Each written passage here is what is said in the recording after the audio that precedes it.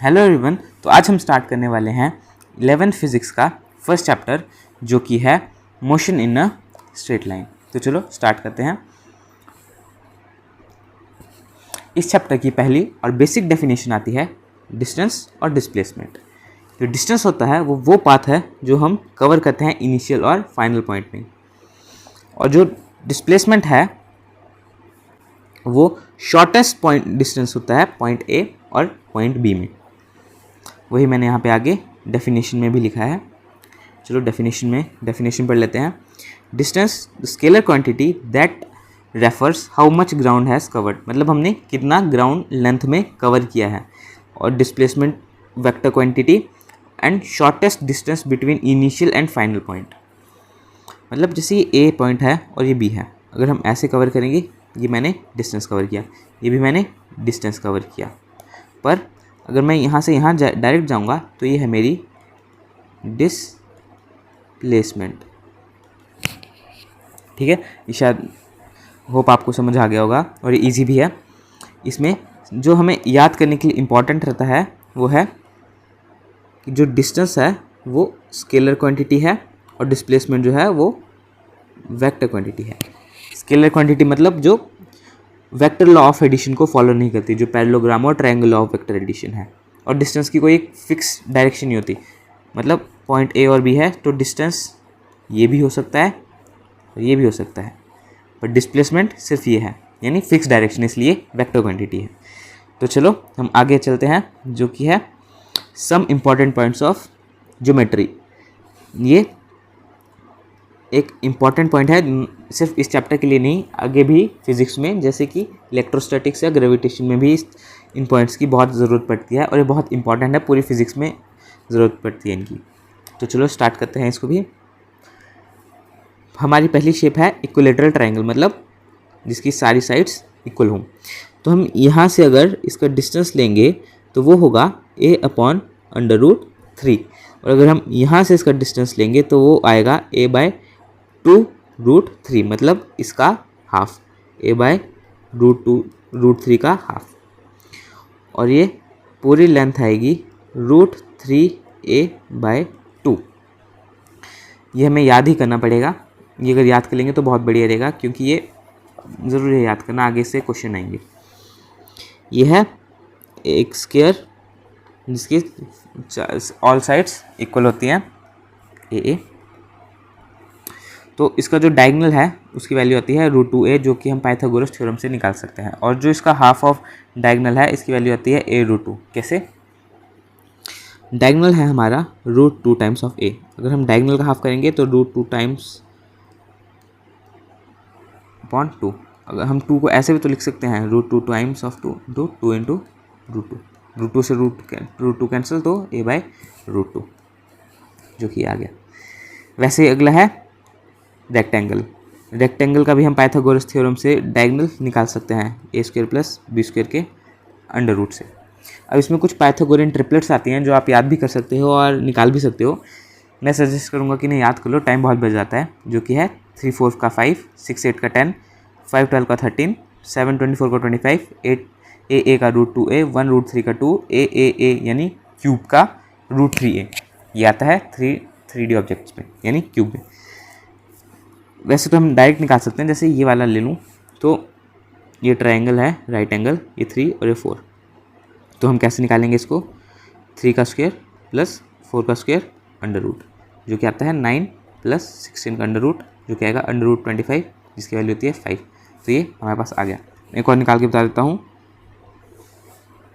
1 का square 1 plus √3 का square और इसका अंडर रूट, जो कि होगा 1 + 3 का अंडर रूट, यानी 4 का अंडर रूट, जो कि होता है 2। ऐसे आप सारे निकाल सकते हो। अगर याद नहीं भी करना तो आप डायरेक्ट निकाल सकते हो, पर याद कर लोगे तो बहुत टाइम बचेगा, जो आपको अगले क्वेश्चंस में भी दिख जाएगा। क्योंकि जैसे अगर आपने मान लो 7 24 25 का निकालना तो इसका बहुत टफ पड़ेगा, बहुत लंबा होगा। इसके लिए तो आपको वो √2 की वैल्यू याद करना पड़ेगी ना, जैसे 169 होता है 13, 144 होता है 12, ऐसे आपको याद रखना पड़ेंगे, तब इजीली निकलेगा, बाकी बहुत टाइम लगेगा। तो अब अगला आता है हेक्सागन। ये है रेगुलर हेक्सागन जिसकी सारी साइड्स इक्वल हैं, ए सारी साइड्स ए हैं। तो जो इसका सेंटर लाइन है उसकी वैल्यू होगी a, क्योंकि ये डिस्टेंस a है, ये a है, तो मतलब 2a होगा। और इसका ये वाला एंगल होता है 120 डिग्री और ये एक एंगल होता है 60 डिग्री, क्योंकि ये है एक इक्विलेटरल ट्रायंगल, क्योंकि इक्विलेटरल ट्रायंगल के सारे एंगल इक्वल होते हैं और उसकी वैल्यू होती है 60 डिग्री, तो ये भी होगा 60 डिग्री, यहाँ पर मैं लिखा हुआ है। तो जो ये वाला डायगोनल ये वाला होगा, इसकी वैल्यू होगी √3 टाइम्स ऑफ a। अब आ गया सर्कल, ये बहुत इंपॉर्टेंट है सर्कल का। जो सर्कल का सर्कमफ्रेंस का फॉर्मूला होता है 2πr, सबको याद है। अगर हमें बस जैसे दिया हो कि इतना, सिर्फ इतना कवर किया डिस्टेंस, तो हमें ये बताना है कि ये कितनी वैल्यू है, तो उसके लिए एक फॉर्मूला होता है r थीटा, और थीटा को हम लेते हैं रेडियन में। ये आपने पढ़ा होगा यूनिट्स में, रेडियन जैसे 2π π/2 इसकी फॉर्म में हो। अब इसकी ज़्यादा ज़रूरत नहीं पड़ती, क्योंकि जैसे हमें सर्कल दिया होता है, जैसे मान लो 90 डिग्री दिया होगा, तो 90 डिग्री मतलब सर्कल को 4 इक्वल पार्ट्स में डिवाइड कर सकते हैं। उसकी लेंथ आ जाएगी 2πr/4। अगर जैसे कई है ना कि इसमें इमेजिन नहीं कर पाते, या फिर कि 4 आया इसमें दिक्कत हो रही है, तो बस जैसे है 90 को हम डिवाइड कर देंगे 360 से, तो आ जाएगा 9 4 जा 36, तो मतलब 1/4 टाइम्स ऑफ 2πr। जैसे अगर 60 दिया होगा तो 60 को हम कर देंगे डिवाइड 360 से, तो आ जाएगा 1/6, यानी 1/6 टाइम्स ऑफ 2πr। इसके मैंने नीचे क्वेश्चन करवाए, वहाँ पे भी आ जाएगा आपको समझ। यह है रम्बस, ये ज़्यादा ज़रूरी तो नहीं है, पर फिर भी याद रखें तो बढ़िया रहेगा। रम्बस की सारी साइड इक्वल होती हैं। इसका जो एक डायगोनल होता है वो इसी के बराबर वैल्यू आती है, जो कि है 2a sin θ/2, और जो दूसरा होता है उसकी वैल्यू आती है 2a cos θ/2। सिर्फ ये साइन और कॉस चेंज होते हैं बस, बाकी वैल्यू सेम होती है। अब अगला है कील ऑन व्हील। जैसे ये है, तो यहाँ पे मान लो यहाँ पे एक पॉइंट लगा दिया मैंने, कील लगा दी, जो इसका ये है टिप है। तो जब ये घूमेगा तो ये धीरे धीरे ऊपर जा रहा है ना, और ये इसने कंप्लीट कर ली अपनी एक रिवोल्यूशन। तो एक रिवोल्यूशन में जो इसका डिस्प्लेसमेंट आएगी वो आएगी 2πr, जिसकी सर्कमफ्रेंस होती है। पर जो डिस्टेंस होगा, क्योंकि ये पहले यहाँ पे था, फिर ऊपर गया, फिर यहाँ पे गया, फिर ऊपर गया, ये डिस्टेंस कितना होता है, तो ये एक शेप बनती है जो कि होती है साइक्लॉइड, जो हमारी शेप में नहीं है, हमारे सिलेबस में नहीं है, तो हम निकाल भी नहीं सकते। तो इसका डायरेक्ट याद रखना कि होता है 8r। जो डिस्टेंस कवर करेगा कील ऑन व्हील, उसका डिस्टेंस आएगा 8r। तो ये हो गया जो मैंने आपको इस स्लाइड में करवाना था। अब इसके कुछ क्वेश्चंस हैं जो हमने इतना पढ़ा है उसका। तो चलो क्वेश्चन है, calculate the distance and displacement. इसमें मैंने टोटल 8 पार्ट्स करवाए हैं। अभी चलो इन्हें एक साथ करते हैं। तो ये अगर आप पहले वीडियो पोस्ट करके पहले सॉल्व कर सकते हो, फिर बाद में सोल्यूशन भी देख सकते हो या डायरेक्ट देख सकते हो। तो यहाँ से हम गए इस पॉइंट पे, तो डिस्टेंस कितना कवर हुआ 5 किलोमीटर। 5 किलोमीटर मतलब 10 किलोमीटर, और डिस्प्लेसमेंट मतलब ये शॉर्टेस्ट डिस्टेंस कितना आएगा, पाइथागोरस थ्योरम से लगा सकते हैं। 5 का स्क्वायर प्लस 5 का square under root 25 plus 25 under root 50, जिसको हम लिख सकते हैं अंडर रूट 5 × 2 × 5। 5 2 बार है तो 5 बाहर आ जाएगा, 5√2, तो आ जाएगी 5√2। लेकिन जो मैंने आपको ये पाइथागोरियन ट्रिपलेट से याद करवाए थे, यहाँ से हो जाएगा a का √2a, वैसे ही 5 का 5/√2 टाइम्स ऑफ 5, ये उस पाइथागोरियन ट्रिपलेट से हो जाएगा। और ये यहीं पे लगेगा, क्योंकि यहाँ पे 90 डिग्री, अगर 60 डिग्री होगा तो वहाँ पे एप्लीकेबल नहीं होगा, क्योंकि जैसे मान लो ये हमें 60 डिग्री दिया है और हमें वैल्यू दे दी जैसे 5 या 10 और 10, तो अगर हम पाइथागोरियन ट्रिपलेट लगाएं तो उसका आंसर 10√2 होना चाहिए। पर ये एक इक्विलेटरल ट्रायंगल है, तो इसका भी आएगा 10। यहाँ पे तो गलत हो गया, तो ये सिर्फ तब लगेगा जब यहाँ पे राइट एंगल ट्रायंगल हो। यहाँ पे बहुत मिस्टेक हो सकती है कि ध्यान नहीं दिया, इसको देखना। तो यह है 90 डिग्री, तो ये 68, तो हम वो निकालेंगे 36 से 64 अंडर रूट, जो कि आएगा 100, जो कि आएगा 10।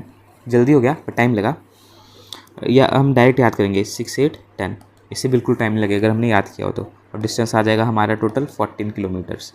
इसमें डिस्टेंस आएगा हमारा 31 किलोमीटर, और डिस्प्लेसमेंट आएगा 724 का 25। कैसे, यहाँ पे मैंने दिया हुआ है, ये निकाल सकते हैं, इसमें बहुत टाइम लगेगा। यह है 5 12 का 17 किलोमीटर, और डायरेक्ट निकालेंगे तो 5 12 का 13, इसको निकालने में टाइम लगेगा। तो मैंने कैसे किया, 5 12 का 13, तो इसको याद कर लेना, आसानी होगी। अब आगे आगे सर्कल वाले क्वेश्चंस। तो सर्कल में हमें ये दिया है पॉइंट, हमें इसमें दिया है पॉइंट ये ए और ये दिया है पॉइंट डी, हमें इसमें निकालना है। तो जो डिस्टेंस है यहाँ से यहाँ पे वो कितना आएगा, तो एंगल दिया है 90 डिग्री। अब 90 डिग्री तो 4 इक्वल पार्ट्स में डिवाइड करता है। अब किसी को नहीं पता तो वो क्या करेगा, 90/360, तो 9 4 ज़ा 36, मतलब 1/4 टाइम्स ऑफ 2 पाई आर, जो क्या आएगा πr/2।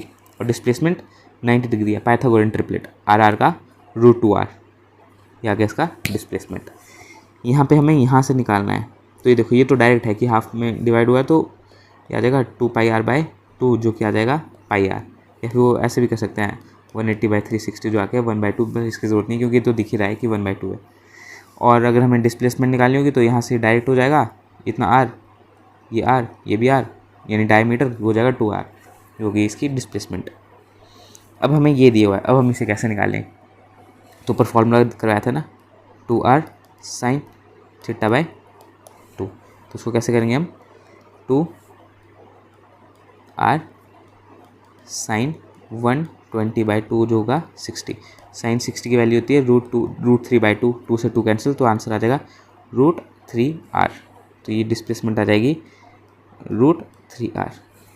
इसमें हो गया लेकिन थोड़ा टाइम लगा, ये और जल्दी हो सकता है। कैसे, देखो अगर हम यहाँ से देखें तो ये एक हेक्सागन बन रहा है और ये वाली साइड कितनी थी, ये वाली और ये वाली √3a, मैंने यहाँ पे बताया था √3a, वो साइड यहाँ पे आ जाएगी क्योंकि यहाँ पे एंगल 120 डिग्री दिया है, इससे भी हम निकाल सकते हैं। और डिस्टेंस, और रही इसकी बात डिस्टेंस की, तो ये वाला कितना आया, अब 120 डिग्री। ऐसा तो पता है कि ये 3 इक्वल पार्ट में डिवाइड करता है, पर नहीं पता किसी को, तो क्या करेगा 120/360, 12 2 24, 12 3 36, मतलब 1/3 × 2 πr, जो क्या आएगा 2 πr/3, ये आ गया डिस्टेंस। अब ये है लास्ट क्वेश्चन जिसमें हमें दिया है 60 डिग्री, तो हम इसे कैसे निकालें। पहले तो आ गया हम इसका डिस्टेंस निकालेंगे, तो डिस्टेंस कितना आएगा 2 πr, लेकिन ये सर्कल कितने पार्ट्स में डिवाइड है, ऐसे तो 6 पार्ट्स में है पता होता है, लेकिन जिसको नहीं पता वो कैसे करेगा, 60/360, 6 6 36, मतलब 1/6 टाइम्स ऑफ 2 πr, तो आ जाएगा इसका डिस्टेंस। और हाँ, यहाँ पे 10 मीटर दिया था ना, तो हमारा जो डिस्प्लेसमेंट आई थी 2r, तो हम 2 × 10 ऐसे करके 20 कर देंगे। तो यहाँ पे अब हमें निकालना है डिस्प्लेसमेंट, तो डिस्प्लेसमेंट कैसे निकालेंगे, वो आ गई r, कैसे, क्योंकि यह है इक्विलेटरल ट्रायंगल। अब आप पूछोगे कैसे पता है इक्विलेटरल ट्रायंगल है, तो मैं इसका बता देता हूँ। जब हम छोटी क्लास में प्रूव करते थे कि prove this is a equilateral triangle, तो मैं बस वही बताने वाला हूँ कि ये जैसे ये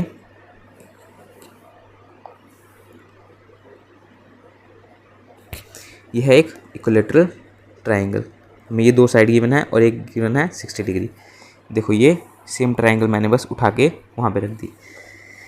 तो अब हम देखें तो हमने एक प्रॉपर्टी पढ़ी थी कि जो इक्वल साइड्स होते हैं उनके जो ऑपोजिट एंगल्स होते हैं वो भी इक्वल होते हैं, यानी ये x है तो ये भी x होगा। और सम ऑफ ए ट्रायंगल कितना होता है, x + 60 = 180 डिग्री। 60 वहाँ पे माइनस में चल जाएगा, 2x = 180 - 60 मतलब 120, तो x आ गया 60 डिग्री। ये दोनों कितने आ गए 60 डिग्री। तो जब तीनों एंगल इक्वल और 60 डिग्री हैं तो वो कौन सा होता है, इक्विलेटरल ट्रायंगल।